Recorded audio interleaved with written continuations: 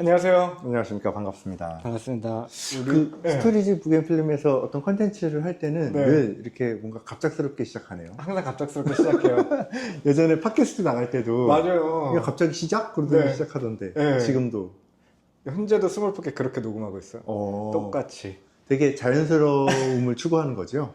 이게 뭔가가 준비되어 있으면 좀 어색함이 묻어나요. 막 녹음할 때든 뭐 할 때든. 그래서 그냥 합니다. 좋습니다. 뭔가 이렇게 발가벗겨진 채로 탁 네. 내려놓아진 것 같아서 그런 느낌이에요. 네. 아무것도 가리지 않겠습니다. 맞습니다. 우리들이 사랑하는 작은 책방. 해화동의 위텐시니컬. 유경 대표님, 그리고 시인님 모셨습니다. 안녕하세요. 반갑습니다. 위트앤 시니컬의 시인 유희경입니다. 네. 위텐시니컬은 진짜 오래됐죠. 에이, 조상님께서 그렇게 얘기하시면 아니에요. 저희는 애기죠, 애기. 아니에요. 2010 4년? 아니에요. 그렇게 안 됐고 15년?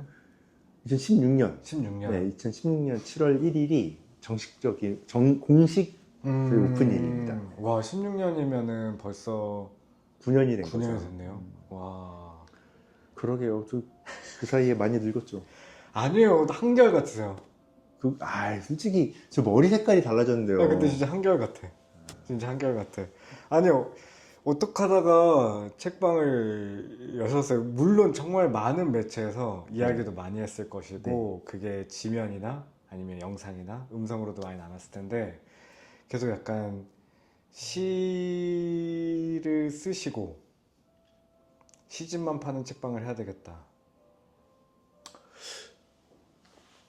일단 외부적인 조건은 그 당시에 음. 작은 책방 붐이 약간 일었어요. 어, 그러니까 크게 두 가지로 흐름이 나뉘어질 수 있는데 그 전에는 작은 책방이 예, 예. 독립서점, 맞아요. 독립출판물을 다루는 독립서점 위주였다면 네. 그게 아니고 그냥 일반 서점물 중에서 큐레이팅을 해가지고 책을 판매하는 맞아요. 어떻게 보면 독립서점이라기보다는 동네 서점에 가까운 형태의 책방들이 늘어나기 시작했어요. 네네네네. 그 배경이 도서정가제가 출발점이었습니다. 어. 도서정가제가 딱 출발하면서 인터넷 서점이나 오프라인 서점이나 다 똑같이 10% 할인 적용률만 맞아요. 가능했기 때문에 네. 인터넷 서점에서 사나 뭐 작은 책방에서 사나 할인율은 거의 같은 맞아요. 동일한. 상태잖아요. 네. 그러니까 이제 개성 있는 책방들이 생기는 거죠. 맞아요. 저를 되게 적극적으로 유혹했던 서점이 네. 책방부사. 아, 무사. 요조 너 때문이다. 보고 있나 요조? 요사장 너 때문이야. 큰일이네요. 네. 네. 뭐 스토리지 북앤필름은 당연히 이상이었지만 그렇지만 이제 제가 할 수 있는 영역은 아니었으니까. 왜냐하면 저는 당시에 시인이기도 했고 그 대형 출판사의 편집자로도 있었기 때문에 독립 출판물에 대한 이해가 되게 적었어요. 네. 그랬으니까 그쪽은 그냥 멋있는 곳이지만 내가 따라갈 수 없는 곳이었고 다만 기존의 책들 중에서 선별을 하는 거라면 나도 잘할 수 있는 그치. 직업적인 여건이나 아니면 네. 제가 책 읽기를 좋아한다는 저의 성향 같은 것들을 다 고려해 보면 네. 유리한 조건이었고 개인적으로는 한쪽 눈 실명이 되게 큰 이유가 됐어요. 편집자인데 네. 편집자에게 두 눈은 정말 중요한. 계속 약간 봐야 되잖아요. 그쵸. 계속 읽어야 너무 되는 힘들 것 것도 같은데. 있고 틀린 걸 놓치면 안 돼요. 잘못된 걸 놓치면 안 되는데 한쪽 눈이 없는 게 그냥 잠시 눈 감아보면 아무 문제 없을 것 같거든요. 또 어떤 것을 오래 들여다보면 엄청 피곤해집니다. 익숙해지지 않은 상태에서는. 그래서 갑작스럽게 실명을 하게 돼가지고 출판사에서 더 직업을 이어갈 수 없겠다는 생각도 들었고 그리고 절박함도 있었어요. 그러니까 내가 남은 한쪽 눈마저 실명하게 되면 그러면 어떤 일은 영영할 수 없게 되는 거고 어떤 일을 영영할 수 없게 되기 전에 하고 싶은 것들을 하자. 읽기도 그렇고 쓰기도 그렇고 그런 것들을 마음껏 하려면 내가 직장을 그만둬야 되고 직장을 그만두고 또 생계를 유지할 만큼의 그 돈을 벌려면 무언가를 해야 돼. 어떤 행위, 돈 버는 행위를 해야 되는데 책방이 되게 그럴듯해 보였던 거죠. 그치. 그럴듯해는 보이지. 그쵸. 요조 보고 있나? 근데 그것도 그렇지만 음. 아주 아무것도 모르지는 않은 상태였던 게 출판사 직원을 10년을 했거든요. 진짜. 그러니까 유통 네. 시스템에 대해서 네. 독립출판물의 유통 시스템을 전혀 몰랐지만 네. 그냥 일반 출판물에 대한 유통은. 유통 시스템에 대해서는 잘 이해가 있었어요. 네. 그리고 또 전 시인이잖아요. 그렇죠. 그러니까 거의 모든 출판사, 시집을 내는 거의 모든 출판사들하고 다 어떤 식으로든 관계가 형성이 돼 형성이 있으니까. 돼 있었던 거죠. 그래서 제가 근데 생각해보면 해보니까. 되게 큰 리스크가 있잖아요. 예를 들어, 물론 이제 추리소설만 파는 서점도 있긴 하지만, 뭔가 시에 특화된다? 그러니까 시가 막, 시집 한 권당 또 가격도 어떤 다른 단행본에 비하면 조금 더 저렴한 편이기도 하고, 근데 이것만 팔아서 책방을 해보겠다. 이건 사실 굉장한 약간 리스크? 응. 근데 그거에 대해서도 저는 데이터가 있었어요. 어. 그러니까 우리나라 시의 이제 주류라고 할 수 있는 소위 말하는 문지문동, 창비, 민음, 뭐 현대문학 이런 데서 내는 주류 출판사에서는 네. 시집이 제법 나갔어요. 그게 또 시리즈를 이어오고 있으니까 고정 독자들이 있고 그 시리즈들이 대대 손손 이어서 판매가 되고 있는 걸 알고 있었던 거죠. 소설의 한 권 분량만큼의 소설 한 권과 시집은 1대1로 비교할 수는 없는데 네. 장르로 그러니까 소설이라는 장르와 시집이라는 장르의 회전율을 생각하면 큰 차이가 없거나 어쩌면 시집이 더 유리하다는 거죠. 그리고 특히 시는 스테디가 엄청 많아요. 소설은 그때 유행했으나 더는 읽지 않는 책들이 되게 많잖아요. 네. 이럴 때면 무궁화 꽃이 피었습니다. 읽었습니까? 김진경? 안 읽었어요. 그거 전 국민이 다 읽은 책 아니었어요? 저 힘들었어요. 읽다가. 그래요. 근데 그거 보면서 애국심을 물어보는 우리나라도 핵보유국이 되어야 한다. 죄송합니다. 어렸을 땐 그랬어요. 맞아. 엄청 베스트셀러였잖아요. 그렇죠. 그런 책들은 그때 팔리면 더 이상 팔리지 않죠. 맞아요. 근데 그때 비슷한 시기에 나왔을 시집들, 뭐 이를테면 입속의 검은잎, 계속 팔리거든요. 그런 식으로 누적 판매율이라는 게 엄청나다는 걸 알고 있었기 때문에 출판사에서도 사실은 이게 자리만 잡으면 진정한 캐시카우가 시집입니다. 그럴 수 있겠네요. 그렇죠. 뭔가 생각지 못했던 부분일 것 같아요. 그런 것들에 대한 속사를 저는 알고 있었던 거죠. 그래서 이게 그냥 안 되진 않을 것이다라는 어떤 기대심 같은 게 있었어요. 그래서 제 주변의 시인들도 출판과 관계된 일을 하는 시인들은 해볼만 하겠다라고 응원을 많이 해줬습니다. 처음에 약간 이대 입구 쪽에 했었죠. 그쵸. 신촌 하시다가 저희 지금 현재 해화동 자리로는 언제 이사? 2018년이에요. 그러니까 신촌에 고작 2년 있었던 거거든요. 그러네. 근데 그때 너무 떠들썩하고 요란했어가지고 그래서 아직도 해화동 시절보다 신촌 시절을 기억하는 사람들이 되게 많아요. 그럴 것 같아요. 저도 되게 2년이라고 말씀해 주셔서 사실 더 느낌상은 더 된 것 같은데. 맞아요. 해화동도 너무 자리를 잘 만나신 것 같은 느낌?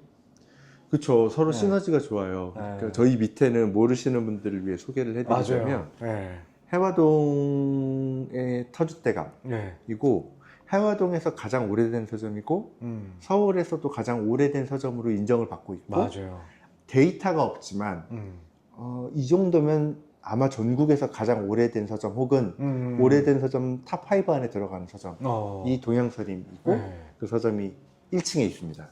그리고 저희는 2층에 세 들어있는데 1층하고 2층하고 연결되는 서점이 계단이 서점 내에 있어요. 그렇죠. 그러니까 저희가 시집 서점인데 시집이 의미 있게 서점에서 팔렸으면 아마 저희가 일로 들어오지 못했을 텐데 별로 의미 있게 안 팔린 거예요. 기꺼이 시집을 포기하셨어요. 너희가 팔아 그럼. 그래서 제가 2층에 올라오고 그다음에 1층에 동양서림은 시집을 제외한 모든 서점을 판매를 하는 거죠. 뭔가 이렇게 제안을 하신 거예요? 제가 제안을 했어요. 그리고 동양서림 대표님도 이 서점이 너무 오래되다 보니까 어떤 일종의 모멘텀 같은 게 필요하셨던 것 같아요. 좀 바뀌어야겠다.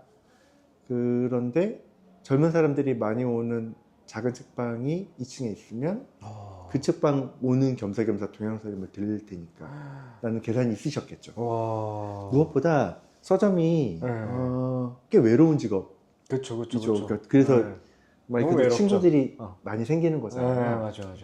손을 내밀어주면 고맙고 손으로 음. 맞잡기도 쉽고 음. 동행사님하고 저희도 서로 되게 의지를 어. 하면서 해요. 그래서 지금 일로 이사 온 지가 6년이 된 거잖아요. 벌써. 6년이 넘었죠. 근데 한 번도 싸운 적이 없어요. 너무 좋네요. 너무 좋죠. 와. 오히려 너무 잘해주셔서 네. 늘 궁금해요. 저한테 불만 혹시 한 번도 없으셨는지 여쭤봐도 대답을 안 하시죠. 일기장 쓰시는 거 아니에요? 그렇지. 밤마다? 그거를 찾아. 보고 있나 요조? 여주 씨는 누사 안 될 때마다 이불킥을 하면서 제 욕을 한다고 하더라고요. 마이크 때문에. 그래 이게 뭐랄까 타고 가는 거야. 연주아주에? 막상 그 기대감을 갖고 책방을 열었는데 어떠셨어요? 이 체감은? 저희 서점은 좀 특별한 케이스였던 건 같아요. 음. 그러니까 아까 제가 2년 동안 되게 떠들썩하다고 했잖아요. 어마어마했죠. 처음에는 그쵸. 진짜 난리 났어. 난리 났어. 막 진짜 제가 저희 서점 기사를 안 실은 신문이 딱 한 군데 있거든요. 거기 있질 않아요. 한겨레라고. 한겨레 빼고 모든 신문 어떻게 그럴 수가 있지? 그러니까 네. 보고 있는 한겨레. 근데 모든 서점에서 모든 신문들이 다 실어줬고 그다음에 저희 주변에는 어쨌든 시인이니까 그리고 출판사에 오래 있었으니까 그쵸. 친한 문인들이 많잖아요. 맞아요. 그들이 저한테 아낌없이 도움을 줬어요. 유무형적으로 와서 책을 구매해 주시는 건 말할 것도 없고 기꺼이 행사를 해주고 뭐 부탁을 하면 들어주고 그렇게 으쌰으쌰 해주는 분위기에서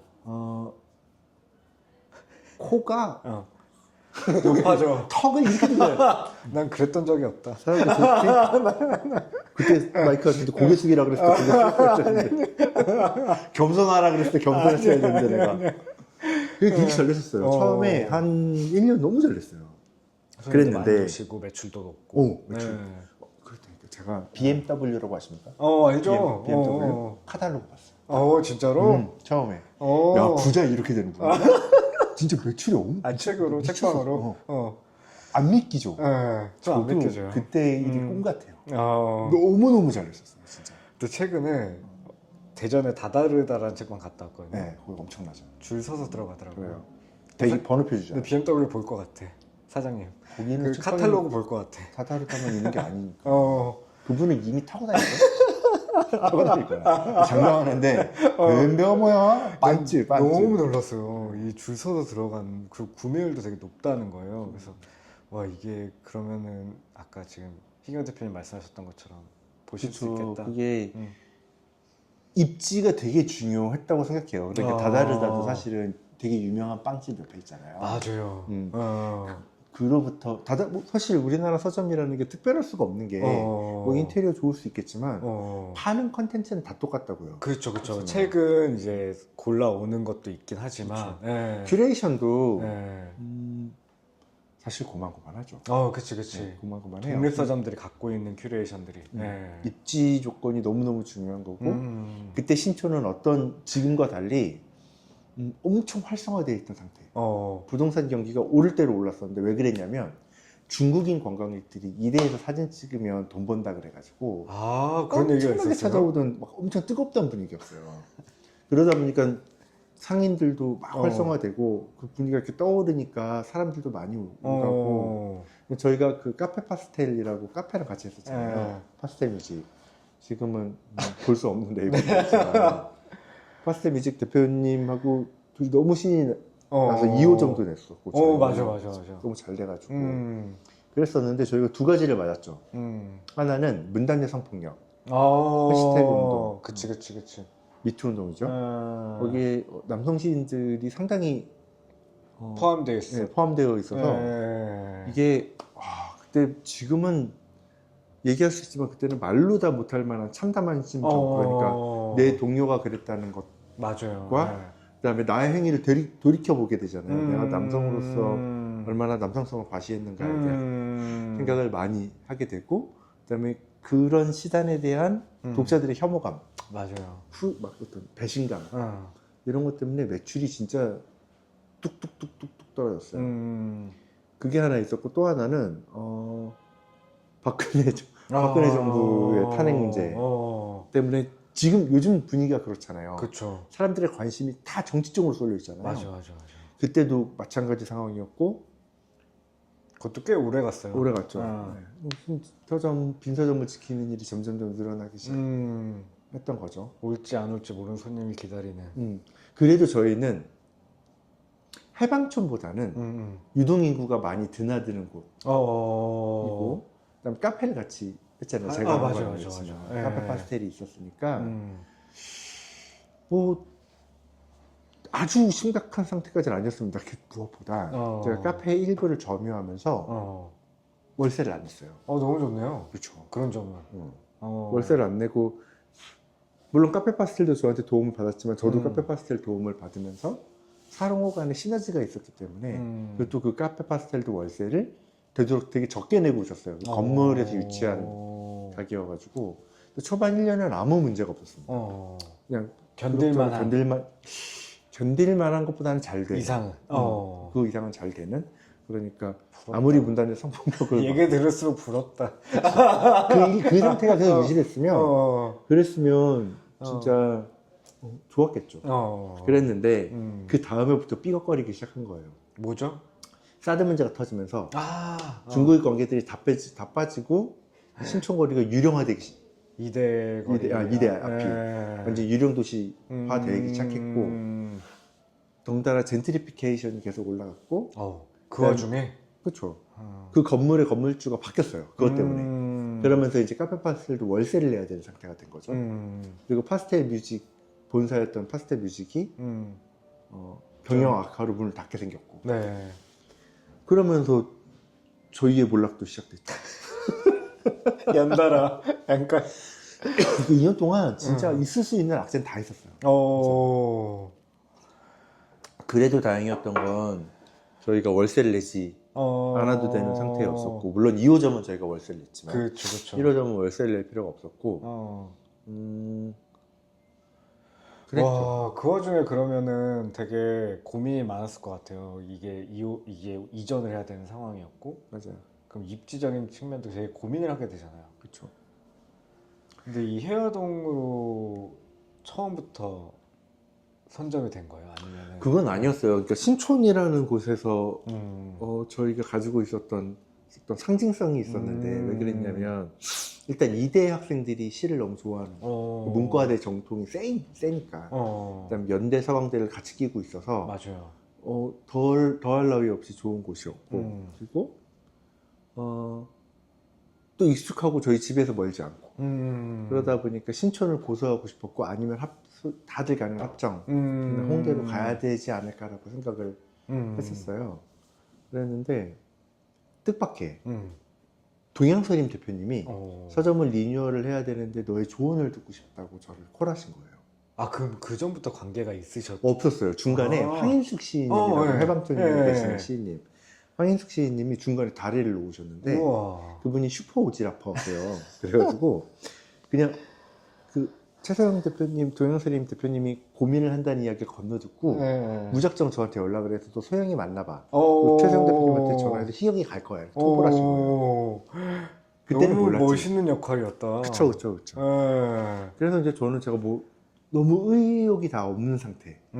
게다가 그때 카페 파스텔이 망하면서 제가 돈을 좀 1,000만 원 좀 넘게 떼었거든요. 근데 작은 서점에 1,000만 원이라면 너무 크죠. 다 책값인데 사실은. 그치. 그래가지고 의욕이 하나도 없는 상태였는데 황인숙 선생님이 가보라니까 왔어요. 그러니까 그때는 제가 이 공간으로 이사 올 생각이 나는 게 아니라 그냥 컨설팅 해드리러 온 거였죠. 공간 이제 어떻게 할지 보러. 이렇게 한 바퀴 보는데 옛날 서점이고 내가 뭐라고 말할 수도 없고 그랬는데 갑자기 나선 계단이 눈에 띄는 거예요. 이건 뭐냐 그랬더니 올라가 보라고 해서 올라가 봤더니 지금 유태신 저 안쪽 서점 공간에 한 절반 정도를 창고로 쓰고 계시더라고요. 와. 그래서 내가 너무 아까운데? 이거 너무 아까운데? 근데 공간이 너무 작기는 한데 이 공간 제가 당장 갈 데가 없으니까 임시로라도 좀 써도 될까요? 뭐 나쁘지 않겠다라고 하시더라고요. 그러더니 며칠 뒤에 연락이 왔어요. 그 옆에 조그맣게 새를 놓은 공간이 있었는데 그 공간도 같이 빠졌는데 그걸 트면 어떨 것 같냐고. 이 공간이었던 거예요? 저쪽. 아, 저쪽. 그쪽이 절반이었다가 터서 이제 저쪽 온전 수적 공간이 된 거예요. 우와. 그래가지고 마침 빠져나간 거잖아요. 그래서 그럴 거면 제가 팝업이 아니고 그냥 새를 들어 가겠다. 그래서 이제 그 월세 협의를 보고 진짜 일단 절묘했다 시기가. 그렇죠. 근데 사실 여기에 오래 있을 생각은 없었어요. 일단 갈 데가 없으니까 내가 다음 도약을 생각을 해야겠다라고 하고 이제 이쪽으로 임시로 와 있었던 거고, 그다음에 저는 그 돈을 좀 일찍 받을 수 있을 줄 알았거든요. 카페 파스텔. 그러면 이래저래 합쳐가지고 정리하고 신촌으로 가든 홍대로 가든 간다. 왜냐하면 대학로는 물론 저한테는 전 연극을 전공한 사람이니까 되게 중요한 공간이고, 그다음에 문화적으로도 되게 특별한 의미를 가지고 있지만 이곳이 문학한테 의미가 있는 곳이냐 하면 예전에는 맞았지만 지금은 아니거든요. 그랬는데 코로나가 터졌죠. 얼마 안 돼서. 계속 악재네. 근데 코로나 터지기 직전에 이 서점 바로 옆 공간 여기 안마시술소 불법 여기가 퇴폐영업소였어요. 여기가 코로나 직전에 너무 손님이 없으니까 빠져나간 거예요. 저한테 여기를 인수하지 않겠느냐고 물어본 거죠. 그래서 제가 지금 당장 목돈이 없고 그쵸. 어떡하지 고민을 하고 있는데 현대문학상을 받았어요. 그래서 그 상금을 그냥 여기다 박았습니다. 뭐가 되게 그리고 코로나 터진 거예요. 그러니까 될 것 같은데 안 되는 거죠. 될 듯 안 될 듯. 저는 매일 아침 기도를 하거든요. 묵주 기도를 하는데 이렇게 기도를 해요. 주님께서, 저는 운이 늘 좋은 사람인데 주님이 저한테 운만 주시진 않으시거든요. 그럼요. 그릇을 좀 넓혀달라. 운도 왕창 받고 그치. 망하는 것도 왕창. 이도 저도 아니게 이렇게 뭐랄까 루트로 나온 피라미드처럼 활딱이고 있는 그런 심정이다 보니까 그런 상황이 계속 엎치락뒤치락 하면서 지금까지 와서 남은 결론은 감사합니다. 맞아요. 죽지 않고 살아있음에 대한 감사. 그리고 현재 딱 이렇게 확장되니까 더 안정감도 있고, 공간 자체적인 측면으로 예를 절반만 썼으면 그거 나름대로도 의미가 있었겠지만 이 공간이 있으니까 또 되게 프로그램도 많이 하시잖아요. 맞아요. 수업도 많이 하고 그런 기회가 계속 생기더라고요. 낭독회도 하고. 전 진짜 낭독회가 뮤텐 시니컬이니까 더 멋있는 느낌? 근데 요즘은 또 그게 낭독회가 예전 같지 않은 게 서점들마다 다 낭독회를 하잖아요. 그래서 저희가 처음에 시낭독회를 할 때는 왠지 오리지널의 느낌이 있고 맞아. 그다음에 뮤텐 시니컬에서만 볼 수 있는 어떤 엔터테인먼트였고 그랬는데 지금은 뭐 사방에서 다 하고 있어서 그래서 어떤 특별함을 저희가 찾고 싶어가지고 요즘 약간 좀.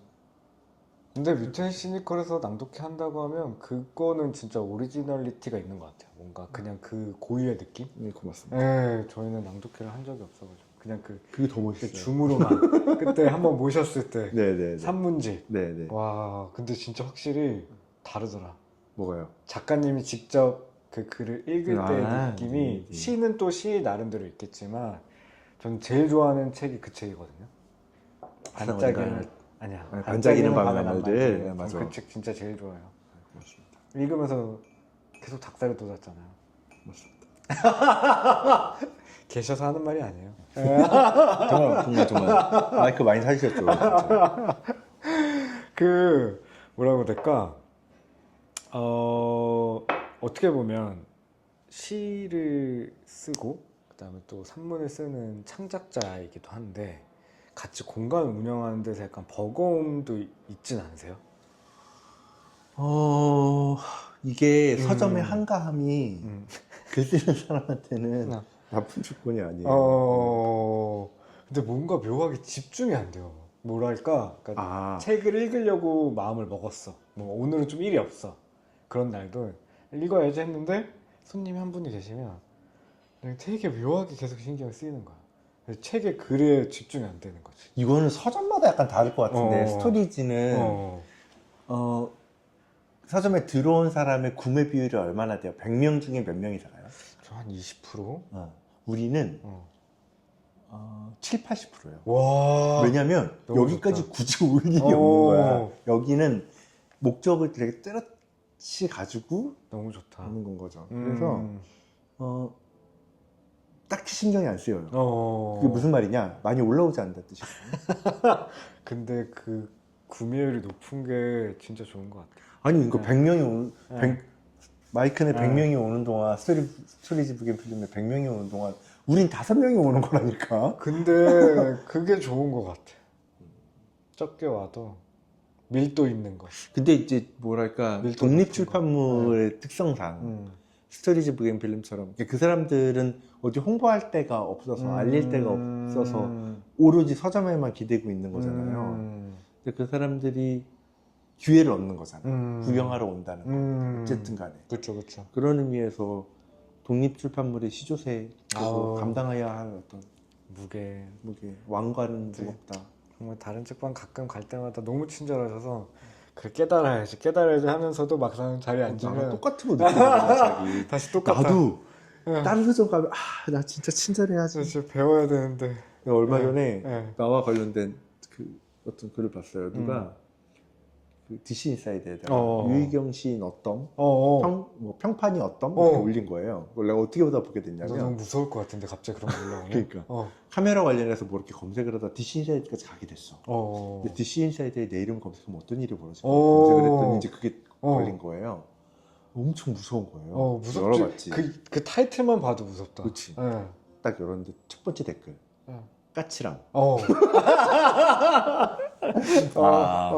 사람들한테 잘해야지. 제가 작년에 그 시의적절 나와오기라는 책을 하나 읽었는데 시의적절 시리즈로 난타 출판사에서 이제 전국에 있는 작은 책방을 쫙 돌려요. 진짜 많이 가봤어요. 많이 가봤는데 진짜 까칠하더라 나. 못됐어. 아니야. 진짜 나는 서점주인으로서 자격이 없어. 저도 항상 그 생각해요. 저 잠자기 전에 이불킥하고 자기 하는데 어쩔 수 없어. 나야. 그 스토리지는 사진 찍으라고 그냥 하죠. 일단 내지는 찍지 말라고는 하는데 그런 느낌 있잖아요. 예를 들어 내가 어딜 여행했어. 근데 이 공간 책은 살 거야. 살 건데 이 공간을 좀 남기고 싶어. 그럴 수 있잖아. 관광객 입장에서.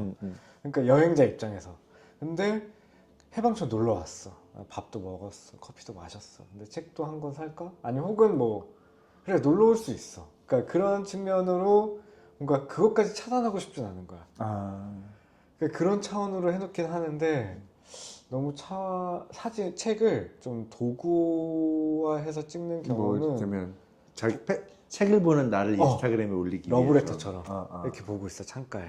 근데 남자친구가 찍어주거나 여자친구가 찍어주거나 이런 장면을 소품이 된 보면 거지. 좀 마음이 안 좋지. 여긴 아무 말도 스튜디오가 안 해? 아닌데 근데 너무 과하면 말씀드려요. 여기는 스튜디오는 아닙니다. 약간 이렇게 말씀드리긴 해요. 나랑 비슷하네. 네. 저는 네. 그 멘트를 정했어요. 그럼 네. 너무 제가 싸가지 없게 얘기해가지고 멘트를 적었어. 저희는 사진 촬영 원하지 않습니다. 라고 말을 해요. 근데 그 말이 그렇게 사람들한테 무섭게 들린대. 여긴 스튜디오가 아닙니다도 그럴 수도 있어요. 그렇지. 우리 둘 다 너무 성격이 안 좋아. 이게 올라올 때 말씀드리지. 근데 내지 찍는 분들한테는 또 말씀드리긴 해요. 처음에는 말씀 안 드렸거든요. 이게 고민을 해요. 내적 고민. 괜히 이 말을 했다가 한 권이라도 사려고 했는데 내가 이 말을 해서 한 권이라도 안 사고 나가지 않을까? 근데 내지 찍는 분들은 거의 한 95%는 안 사가시고 나가시는 것 같아요. 그래서 이왕 하고 말씀드리자. 내지는 찍으시면 안 됩니다. 이렇게라도 말씀드리고 있긴 하죠. 그래서 맞아요. 그리고 요즘은 확실히 잔소리 들으면 100% 아무것도 안. 그러니까 나의 기분을 상하게 하면 사람들은 100%안 삽니다. 근데 그래도 사주신 분 있거든요. 그럼 내가 너무 미안한 거야. 맞아. 나 진짜 나 너무 지하로 내려가고 싶어. 너무 죄송하고. 근데 사실 내진 찍으면 안 되는 거긴 하니까. 우리가 영화관 가서 영화 중간에 사진 찍진 않잖아요. 근데 내 집뿐만 아니라 나는 왜 서점에 와서 사진을 찍는지를 모르겠어. 좋아. 진짜 내가 기념을 남기고 싶어. 그래. 기념을 정말 남기고 싶으면 와서 사진을 얘기하면 되잖아. 제가 여행을 왔는데 사진을 찍겠으면 대신 꼭 책 한 권 사갈 테니까 사진 좀 찍으면 안 될까요? 그럼 너무 좋지. 그런 젠틀함이 그렇게 어려운가? 그렇게 말씀해 주시면 진짜 좋죠. 그러니까요. 찍으세요. 그러면 제가 본래는 저희 촬영 안 되는데 너무 말씀을 예쁘게 하시니까 찍으세요. 그럼 책 한 권 사가고 사진 한 장 찍고 서로 윈윈인 거잖아요. 그렇지. 그러니까 근데 그냥 너무 당연해. 그러니까 공간을 찾아감에 있어서 목적성을 갖고 가잖아요. 편의점도 우리가 뭐 껌을 사겠다, 음료수 사러 가겠다. 그럼 책방에 올 때도 당연히 목적성을 갖고 와야 되는 게 맞는데 그게 되게 아닌 경우가 너무 많은 거지.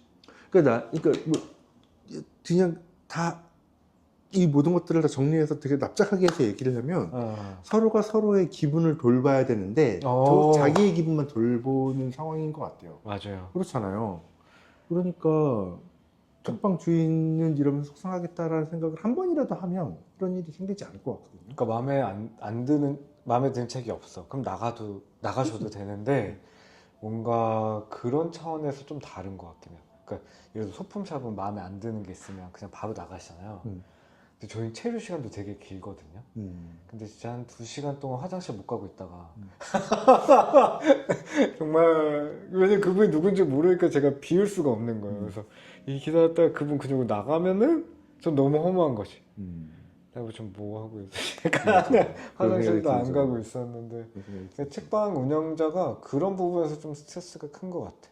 그래서 마음에 안 들면 그냥 나가면 되는데 너무 오래 계시고 근데 또 매출은 없고. 아니지. 오래 있는 건 문제가 안 돼. 매출이 없는 게 문제야. 그렇지, 매출이 없는 게 문제지. 매출만 있으면 사람들이 책 오래 살펴보면 좋지. 그렇지, 너무 고맙지. 그 책만 네. 조심조심히 살펴야 된다면. 그렇지. 그때 막 어느 날 3시간 동안 3분이 계셨는데 가시면서 야 목마르니까 커피 마시러 가자 이러는데 나 너무 열이 받는 거야. 그렇죠. 여기서 열받는 건 여러분들 절대 오해하시면 안 돼요. 그러니까 커피 마시러 가자도 아니고 3시간 동안 오래 있어서도 아니라고 나는 그렇지. 매출이 이렇게까지 없을 이유가 있나. 그치. 그러니까 이 책방이라는 게 묘하게 공공성을 가지고 있다고 저는 생각하거든요. 맞아. 이게 왜냐? 마진율이 너무 적어요. 마진율이 너무 적죠. 그거 한 권 파는 게 그렇게 어려운 일인데 그 한 권 파는 노력에 비해서 남는 게 너무 적죠. 맞아요. 그리고 그 책을 사고 판다는 것이 사실 온라인으로만 유지가 돼도 돼요. 그럼에도 불구하고 우리가 어떤 만족을 위해서 우리 개인 만족이 아니라 우리 모두의 만족을 위해서 임대료를 내고 공간을 맞아요. 점유해서 쓰는 거잖아요. 그럼 공공성이 어느 정도 있다고 봐줘야지.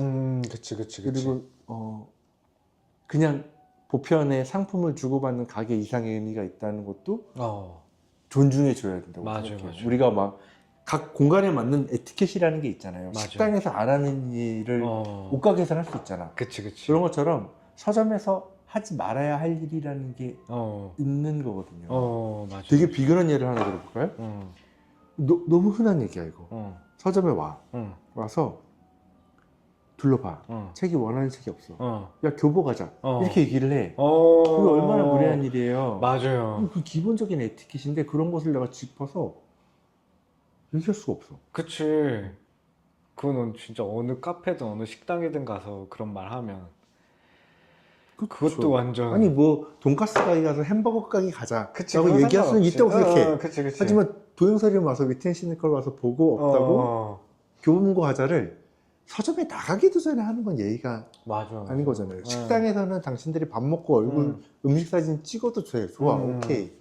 근데 책은 그거 자체가 컨텐츠고 맞아요. 여긴 거는 기본적으로 조용한 공간인 그래서 사진을 찍기 위해서 굳이 소란을 맞아요. 피워야 하냐는 거야. 그리고 그런 것에 대해서 그런 분위기를 통제해야 되는 서점 주인이 그거에 대해서 한 소리 했다고 기분이 나빠하고 영수증 증빙해서 뭐 악플을 단다든가 뭐 그런 경험을 해본 적은 없지만 근데 어떤 책방은 있더라고요. 약간 그게 오래 남으니까 계속 남아있으니까. 그럴 것 같아요. 그래서 지난번에 막 혼자서 그냥 영상 남기는 거에도 혹시라도 다른 책방에 뭐 어떤 문구들 있잖아요. 그러니까 뭐 책을 뭐 사시고 공간 찍으셔도 됩니다. 약간 이런 문구들 보시고 이용법에 대한 혹시라도 기분 상해 안 하셨으면 좋겠다. 약간 이렇게 남기긴 했는데 약간 각자의 어려움들이 있으니까 좀 서로 이해해 주시면 또 좋지 않을까 싶어요. 그 지금 안내 문구 나왔으니까 책 읽는 사람들임에도 불구하고 문구를 잘 안 본다. 맞아, 그것도 있어. 또 저렇게 크게 사진 찍지 말라고 붙였는데 못 봤대. 그냥 찍어. 진짜로? 그냥 뭐 어떻게 쓰는 거다라고 이야기를 하는데도 잘 안 읽어요. 근데 헬로 인디 북스는 진짜 안 보이게 붙여놨더라고. 그래서 내가 이거 보라고 해놓은 거야? 아니면 읽으라고 한 거야? 읽지 말라고 붙여놓은 거야? 그래서 난 붙였어. 약간 이게 그 신간도 계속 꾸준히 내시잖아요. 아, 책이요. 네네. 그쵸, 그쵸. 이 책 한 권만 좀 홍보 좀 해주세요. 제가 구매 링크 좀 걸어놓을게요. 근데 개인적으로 되게 애착이 가는 책은 그러니까 그걸 잘 썼다고 절대 생각하지 않아요. 어떻게 보면 아쉬운 게 너무 많은 책인데 반짝이는 밤의 낱말들이 정말 오랜 시간 동안 공들여서 맞아요. 만들어진 편편이기 때문에 그 책이 개인적으로는 제일 아픈 손가락? 아, 진짜? 이라고 생각을 해야 될까? 네. 개인적으로는 좀 더 아니 그러니까 그래요, 이게 뭔가. 판매고에서 아니 판매고는 그래도 잘 됐죠. 그럭저럭 잘 됐어요. 근데 왜 아픈 손가락이에요? 내가 더 잘 쓸 수 있었는데 라는 말이라든가 뭔가 조금 더 이런 방향성으로 수정을 했어야 됐는데 라는 생각 같은 것도 좀 있어요. 난 너무 좋은데 그 책. 맞습니다. 예, 저희 책방에도 두면 계속 나가요. 진짜로 그 매대에 딱 두면 정말 그래서 이 책 팔릴 때마다 뿌듯한 느낌? 맞습니다. 네. 저도 제 책 팔릴 때마다 뿌듯한. 제가 저희 서점에서 제 책을 파는 게 제일 민망하거든요. 진짜 그래요. 되게. 근데 작가님은 그래요? 약간 뭐라고 해야 되지? 이거 혹시 모르는 분이 살 수도 있잖아요. 이거 제 책입니다 이렇게 얘기해요? 아, 그게 엄청 눈치를 딱 봐요. 그러니까 이게 저한테 사인을 받고 싶어 하시는 분들이 계시죠. 있잖아요. 근데 내가 얘기를 말을 못해. 부끄러워서 내가 썼다고? 사인해달라는 말을 못하는 거. 사고도. 손님도 얘기를 못하고? 손님이. 손님이? 그럴 게 걱정이 돼요. 그래서 먼저 물어보면 민망한 상황이 가끔 발생해요. 사인해드릴까요? 그러면 너가 누군데? 그럴 때 내가 막 내 책이라는 거 알리고 싶어서 환장 된다는 사람처럼 보이잖아요. 그 경계를 잘 타야 돼요. 분위기를 잘 보고. 분위기를 잘 보고. 그다음에 심지어 여기 유희경이 운영한 데는데 내가 있으면 유희경이 운영한 데서 왔는데 유희경이 없다고 생각하시는 분들이 계세요. 그럴 수 있죠. 네. 제 성별도 모르고 얼굴도 몰라서 그치. 유희경 작가의 책을 샀는데 저 사람은 왠지 유희경처럼 안 생겼고 근데 실망해서 가는 분들이 계시거든요. 그러니까 그 경계를 잘 타서 그쪽에서 사인을 해달라는 말을 할 수 있게끔 유도를 해야 해요. 어떻게 하냐면 암시를 해. 아우 참 쓸 때 힘들었죠. 이런 식으로 중얼거린다든가. 이렇게 은근히 안 은근해요. 연기를 잘 못해요. 연극을 했는데도 연기를 잘 못해서 이게 뭔가 민망한 상황이 벌어지곤 해요. 또 작년에 나온 책 중에 사진과 시 책은 제 얘기를 되게 편하게 털어놓은 책이어서 그래서 개인적으로 좀 특별한 애정이 있죠. 근데 홍보를 잘 많이 안 하시는 것 같아요. 부끄러워서 나무새스럽고. 그리고 저는 그게 그렇게 꼴보기 싫어요. 작가가 자기 책 나와가지고 막 수다 떠는 작가들이 있거든요. 근데 해야 돼. 뭐랄까 내가 홍보를 한다고 책이 더 나가는 건 아닌 것 같아요. 차라리 내 책을 마이크가 좋다고 얘기를 해주잖아요. 그러면 잘 돼요. 근데 내 책을 내가 좋다고 얘기하면 그냥 꼴불견이에요. 그냥 후적. 아니야. 아니 그거 아니더라도 이제 스리슬쩍 이렇게 또 한 번씩 나왔을 때 뭐 이렇게 2세 찍었을 때 이런 식이라도 또 한 번씩은 또 해줘야지. 나무새스러워서 못하겠어요. 진짜. 그 얘기를 가끔 해요. 제가 제 거 잘 얘기 안 한다고. 제가 열심히 한번 해보겠습니다. 보시고 마음에 드시면 책 서점에 입고만 시켜주셔도 감사합니다. 제가 한번 요새 저도 이제 로터리점이라고 이제 해방촌점 말고 저희 뭐 강남점 철수하면서 이 해방촌 인근에 구한 데가 있는데 거기 아직 있어요? 있죠. 그래요? 로터리점이라고 하나 구했어요. 근데 거기는 좀 기성 출판물을 좀 들여놓거든요. 그러니까 108계단이라고 있는데 네네. 거기가 약간 관광지 느낌? 맞아요. 요즘은 계단 안 타고 뭐 엘리베이터 같은 거 타던데? 맞아. 그분들은 또 진짜 독립출판물 아예 모르니까 네네. 그래서 거기 좀 기성 출판물 이제서야 도매하거든요. 그 전까지 기성 출판물 안 들여놓다가 그래서 이제 들여놓기 시작하는데 적극적으로 한번 홍보해 보겠습니다. 감사합니다. 잘 되길 바랍니다.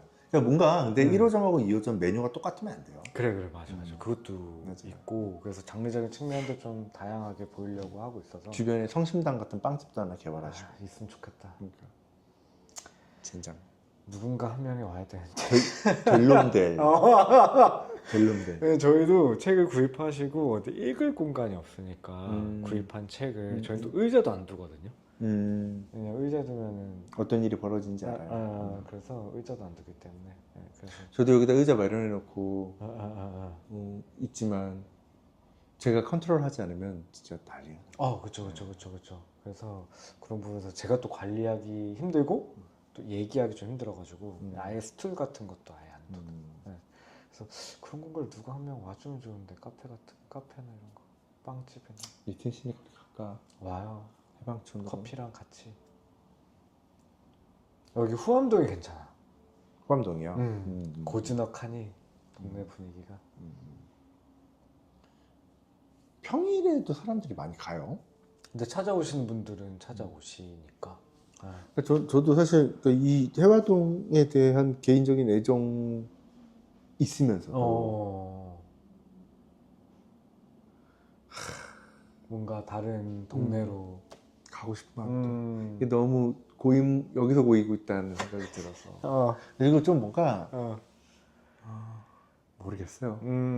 약간 변방 같은 느낌이 들어요. 내가 여기를 중심으로 만들겠다는 야심찬 포부가 있었던 시절이 있었죠. 근데 지금은 나이가 먹다 보니까 포부 같은 건 별로 중요하지 않고 그래. 묻어가는 게 좋은 거다. 포부는 없다. 스토리지 옆에 탁 붙어가지고 겸사겸사의 삶.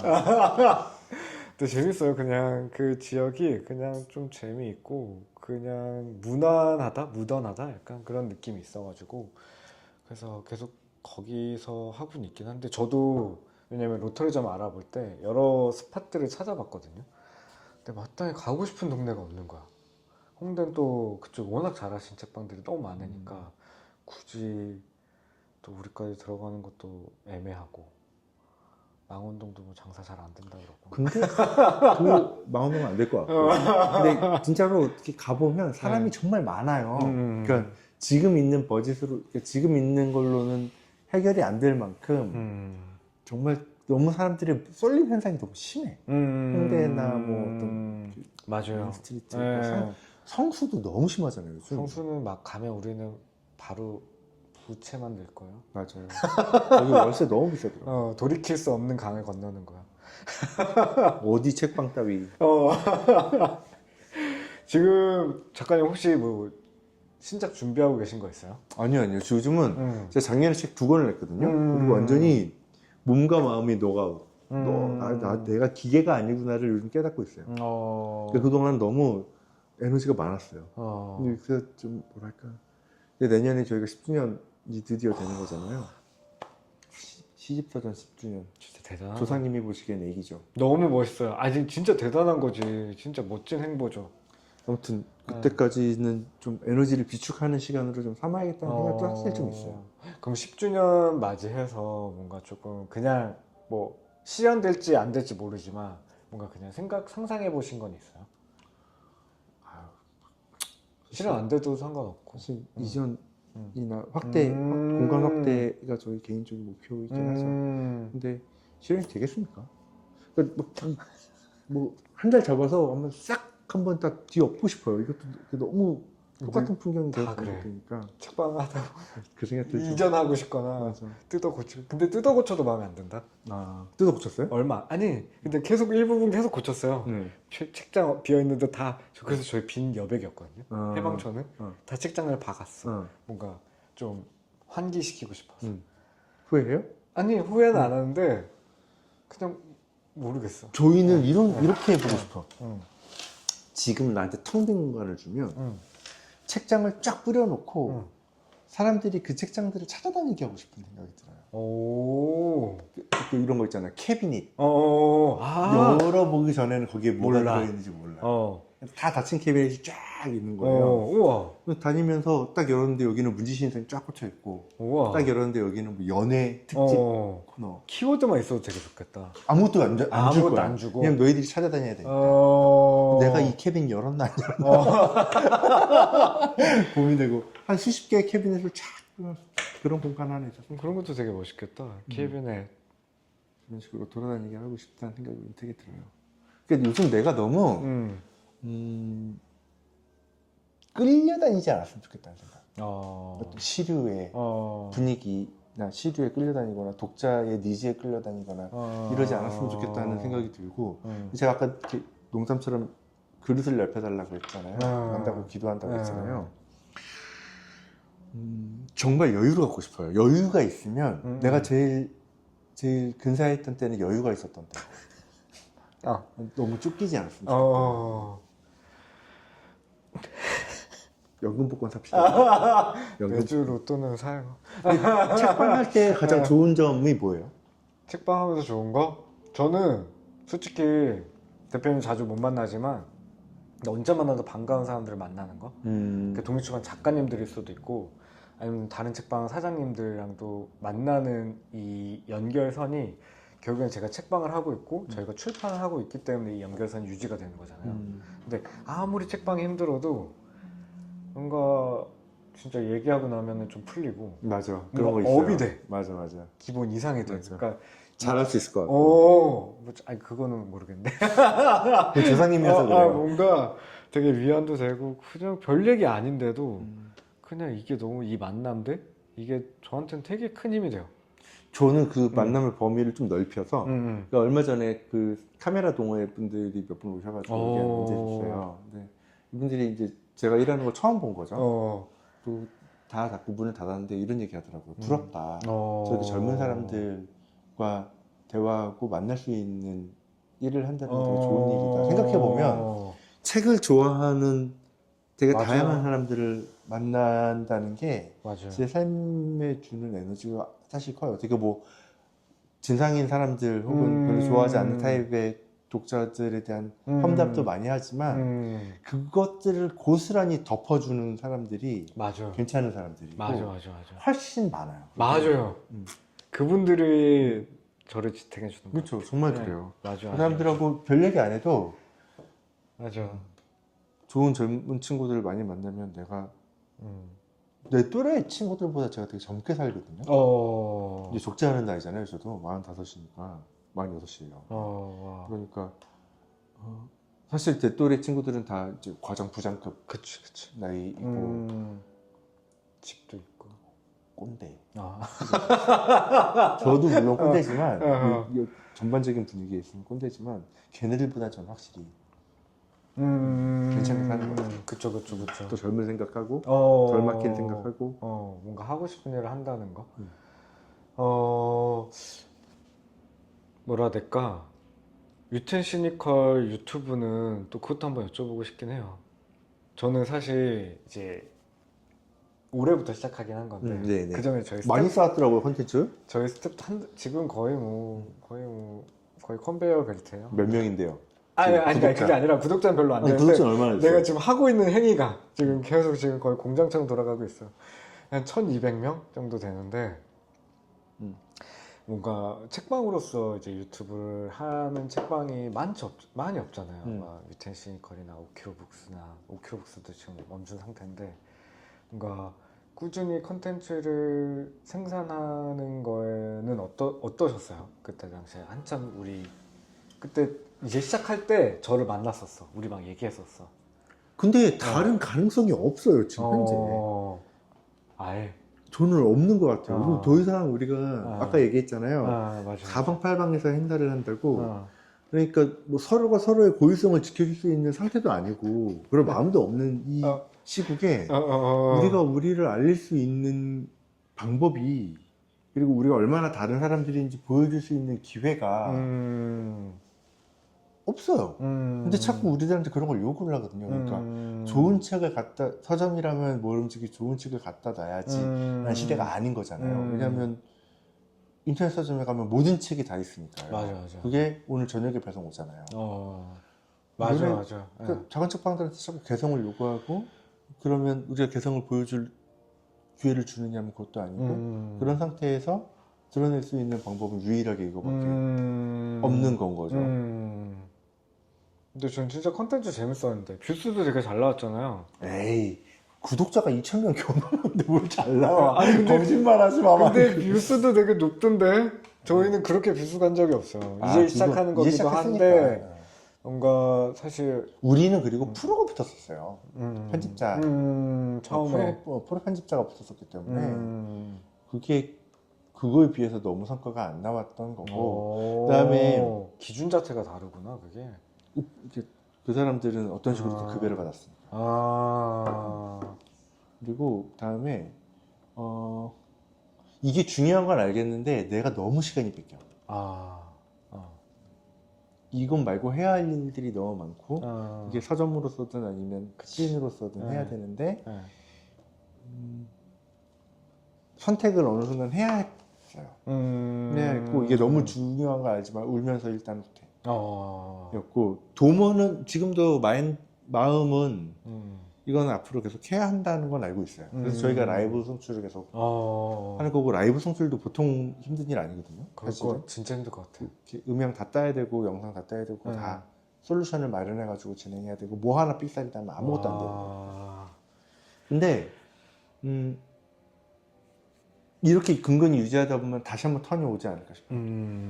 뭐 그때도 마찬가지였어요. 그때도 그 영상 편집자가 제 발로 굴러 들어왔어. 그다음에 그때 나라에서 지원금이 있었거든요. 그 지원금 받고 할 수 있었던 거고. 다시 또 한번 부활을 알겠지. 종종 한번 올라왔으면 좋겠어요. 그런 영상들이. 시인분들도 너무 많잖아요. 그래서 뭔가 사람들한테 엄청 비웃음 당했어. 당장 할 때는 나도 비웃음 이게 뭐 하는 짓이야? 막 비웃음 이러면서. 당하고 있는데 어쩔 수 없어. 그래요. 지금 선택했기 때문에. 맞아요. 네. 맞아요. 그래서 꾸준한 게 답입니다. 뭔가 진짜 독립출판 작가님들은 아니면 거의 근데 책방도 주로 처음에는 그러니까 책방 사장님들이 인터뷰하는 컨텐츠들이 초반에 있었는데 그분들은 좀 기업이 오거나 약간 좀 뭔가 이런 포텐을 터지길 바라고 오는 분들은 사실 금방 꺼지기 마련이니까 그래서 저는 그냥 내가 나의 인간관계에서 할 수 있는 선에서 제작자분들 책방 이야기로 그냥 꾸준히 한번 해보자 약간 이렇게 약간 잡아보려고 한 거죠. 죄송해요. 제가 사실은 빵빵 터트려 드리고 싶었는데 아니요, 무슨 말씀이세요? 요즘 시무룩해가지고 왜 이렇게 시무룩한 거야? 장사가 안 돼. 책방이 시무룩한 요즘 보고 있나? 뭐 보고 어떤 게 있나? 모든 게 저희 이제 스토리지 부인 필름 보시는 분들께 유틴 시니컬 한번 인사도 해주시고 또 홍보 좀 해주시면 좋을 것 같아요. 많은 분들이 보시지 않지만. 네. 안녕하세요. 저희는 시집서점입니다. 지금까지 들은 바와 같이 시집을 팔고 있는 해화동 서점이고요. 글쎄 뭐 도와주세요. 무슨 말이 더 필요하겠습니까? 도와주세요. 사실 서점을 경험한다는 건 되게 특별한 일이라고 생각을 하거든요. 네. 그게 책을 산다. 책을 맞아. 거기서 전신 진열하고 있는 책을 책을 살펴본다 이상의 서점을 경험한다는 건 되게 완전 다른 의미예요. 냄새도 다르고, 맞아요. 그 소리도 다르고, 뭐 어떤 음악을 틀었던 어떤 음악을 틀지 않았던 소리도 다르고, 그다음에 응대하는 방식도 다르고, 맞아요. 되게 다양한 이런 서점을 체험하는 일이 맛집 다니는 것보다 어떤 의미에서 더 다채로울 수 있다고 저는 생각을 합니다. 맞아요. 그래서 뭐 제가 꼭 서점직이어서가 아니라 제가 어떤 공간에 가면 서점을 가보게 되거든요. 이 동네에 무슨 서점이 어떻게 있나. 맞아. 그게 책을 사러 오는 것도 아니고 제가 서점직이어서나 시인이어서도 아니고 그냥 어떤 특유의 분위기를 한번 느껴보러 가는 거고 그런 체험은 다른 곳에서 두 번 다시 할 수 없으니까 맞아요. 시집서점 위트인 시니컬만의 어떤 체험을 해보고 싶으시면 한번 좀 와주셨으면 좋겠다. 굉장히 매력적인 공간이고 너무나도 멋있어요. 이 시집이 번호대로 다 있는데 그거에 대한 약간 힘도 느껴지는 것 같고. 이제는 처음에 되게 조그마한 책장에서 시작했거든요. 공간도 작고. 근데 이제 이만큼 살림이 늘어나고 나서 보니까 아 진짜 시간의 힘이라는 게 얼마나 두껍고 단단한가 하게 되더라고요. 해야정에 오시면 만날 수 있습니다. 위텐 시니컬 꼭 많이 시간에- 찾아주시기 바라겠습니다. 감사합니다. 이렇게 또 인터뷰 응해주시고 아니 무슨 말씀이요? 또 귀한 이야기 이렇게 네. 나눠주셔서 너무 감사합니다. 다음에 제가 컨텐츠 기획서 하나 써서 빵빵 터뜨리겠습니다. 또 와주세요. 네 알겠습니다. 네, 감사합니다. 네, 감사합니다. 안녕.